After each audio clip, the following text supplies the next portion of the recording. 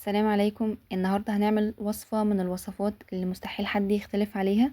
هنعمل الجلاش الصوابع باللحمة المفرومة، والوصفة دي من اكتر الوصفات اللي بنحب نعملها في العزومات او حتى كطبق جانبي على الغدا.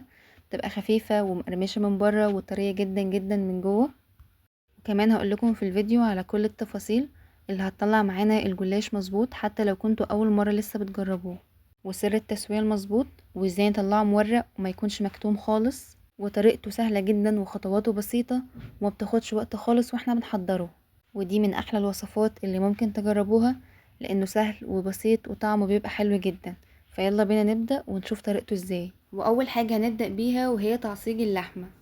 في طاسة على النار، تبقى نار متوسطة. هنضيف فيها عندي بصلة كبيرة مفرومة ناعم، وعليها معلقتين سمنة بلدي او ممكن تستبدلوا السمنة بزيت عادي. هنقلب البصلة كويس لعند ما تدبل وتاخد لون ذهبي خفيف. ولازم ناخد بالنا ان احنا ما بنحرقش البصلة خالص، هي بس يدوب هتدبل وهتاخد لون ذهبي خفيف، وبعدين هنكمل باقي الخطوات. وهنا كان خلاص البصلة اخدت اللون اللي احنا عايزينه، ما تزودوش طبعا اللون اكتر من كده. بعد كده هننزل عليها بنص كيلو لحمة مفرومة. يعني لو هتعملي لفة جلاش وزنها نص كيلو، فهتحتاجي نص كيلو من اللحمة المفرومة. هنقلب اللحمة كويس جدا مع البصل لعند ما اللحمة لونها يبدأ يتغير ويبقى غامق شوية. واول ما اللحمة اتشوحت واخدت اللون اللي انتوا شايفينه ده، هنبدأ نضيف عليها البهارات. معايا معلقة صغيرة قرفة، معلقة صغيرة فلفل اسود، وعندي مكعب مرقة كسرته الاول قبل ما اضيفه، ومعايا كمان معلقة كمون وملح. انا هنا ضفت معلقة ملح، بس الملح هنا على حسب الرغبة. هنقلب البهارات كويس جدا مع اللحمة. بعد ما قلبنا البهارات كويس جدا مع اللحمة وريحة البهارات كده طلعت، هنضيف عليها قرن فلفل احمر قطعناه قطع صغيرة. والفلفل هنا اختياري، بس بيدي طعم حلو جدا ونكهة حلوة جدا للحمة المتعصجة. والفلفل ده بارد مش حراق ولا حاجة. ولو انتوا حابين ان اللحمة تبقى سبايسي كده معاكم، ممكن تضيفوا قرن فلفل حراق عادي جدا، او تضيفوا نص معلقة شطة. هضيف كمان معلقة كبيرة هرمية من صلصة الطماطم. ممكن تستخدموا الصلصة الجاهزة او صلصة تبقوا عاملينها في البيت. بعد كده هنضيف عليهم جزرة كبيرة مبشورة ناعم، وهنقلبهم كويس جدا مع بعض. في المرحلة دي ممكن تدوقوها وتشوفوا ملحها مظبوط او لأ، ولو حسيتوا انها دلع شوية فممكن تضيفوا عليها شوية بهارات تاني. وضفت عليها هنا معلقة صغيرة من السبع بهارات. وهنا كان خلاص اللحمة استوت. هنطفي عليها النار وهنسيبها تبرد شوية قبل ما نستخدمها في الجلاش. شايفين بقى شكلها عامل ازاي؟ ما شاء الله جميلة جدا.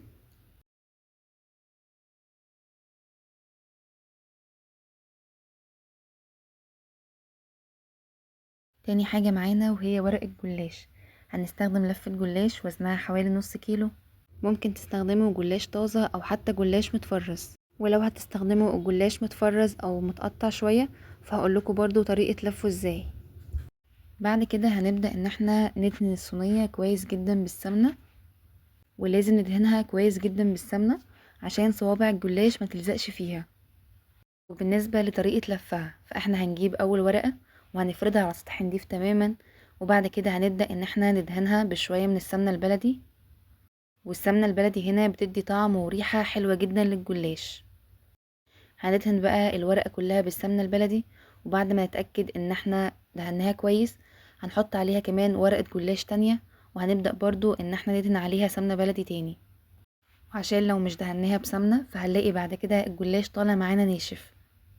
فندهنها كويس بالسمنة عشان الجلاش يطلع معانا طري وما ينشفش. بعد كده في طرف الورقة هنبدأ نحط عليها اللحمة المفرومة، وبعد كده هنبدأ نلف عليها الورق.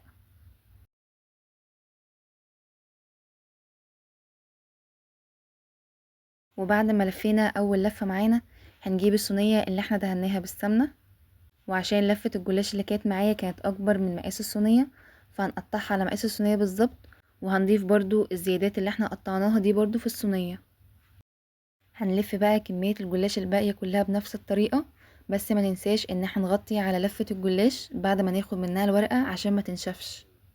وانا بحب ان انا اعملها بورقتين عشان السمك بتاعها بحس ان هو بيكون مظبوط اكتر. وبعد كده هنبدأ نمسح الجلاش بالسمنة البلدي.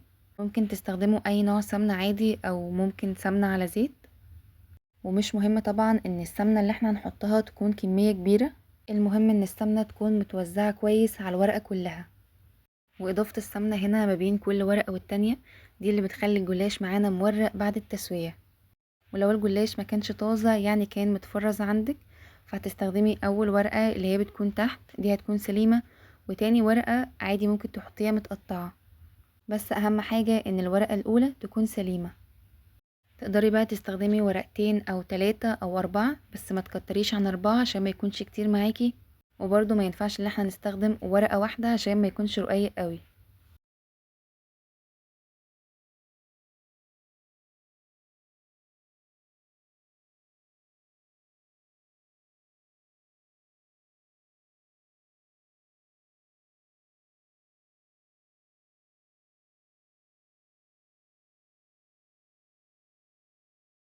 هنبدأ بقى نحط الحشوة بتاعتنا. انا هنا حشيتها باللحمة المتعصجة، ممكن بقى تبدلوا الحشوة دي، ممكن تحطوا حشوة الفاهيتا او اي حشوة انتوا حابينها، او حتى ممكن تعملوها ميكس جبن.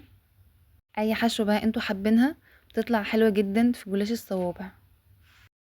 وانا هنا حطيت اللحمة المفرومة عندي بالعرض، وبعدين هبدأ الفهم رول، وهشيل منهم الزيادات وهبدأ احطهم عندي في الصينية. والزيادات برضو اللي هتطلع هنحطهم عندي في الصينية ومش هنرميهم خالص. بعد كده بسكينة حامية هنبدأ نقطع الجلاش، ممكن نقطعهم على 3 أو 4 أو 5 زي ما انتي حابة. وانا هنا هقطعهم على 3، وبعد ما تقطعوهم ممكن تضيفوا عليهم على الوش كده شوية سمنة، ويفضل انها تكون سمنة بلدي عشان تدي طعم وريحة حلوة جدا. هي خطوة اختيارية، تقدروا انكم تستغنوا عنها عادي. انا اصلا ما بحطش سمنة على الوش، بستكفى بس بتشريبة الجلاش. بالنسبة بقى لتشريبة الجلاش، معايا ربع كوباية حليب، ويكون في درجة حرارة الغرفة، عليهم بيضة، وكمان ربع معلقة صغيرة فلفل اسود عشان زفرة البيض، واخر حاجة معلقة صغيرة هرمية من البيكنج باودر، ودي اللي بتدي تورية حلوة جدا للجلاش وتخليه مورق كده ومش مكتوم خالص. وبعد كده هنقلبهم كويس لعند ما يندمجوا مع بعض. وبعد كده هنبدأ عندي نصبها على الجلاش، او ممكن نوزعها كده بفرشة، نتأكد ان احنا وزعنا التشريبة دي على الصينية كلها، ده عشان الجلاش يطلع معانا مورق وما ينشفش.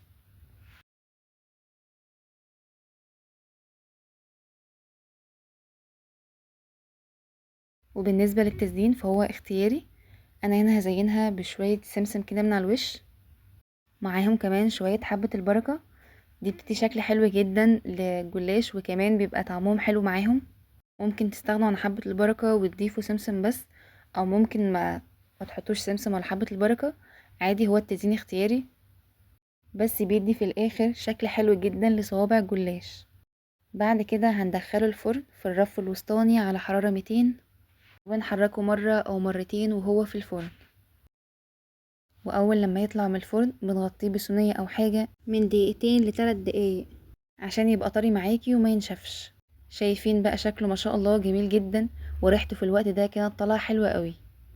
جربيه بقى بنفس الطريقه وبنفس الخطوات اللي احنا عملناها، وان شاء الله هيطلع معاكي مظبوط حتى لو كنتي اول مره تجربيه، لانه بجد طعم وريحه حلوه جدا وتسويه مظبوطه، والطبقات مورقه ومقرمش من بره حاجه بسيطه، وطري جدا من جوه. شايفين بقى شكله ما شاء الله جميل ازاي. وما تنسوش تعملوا لايك للفيديو وتشتركوا في القناة وتفعلوا الجرس عشان يوصلكم كل جديد من فيديوهاتي، واشوفكم على خير في فيديو جاي.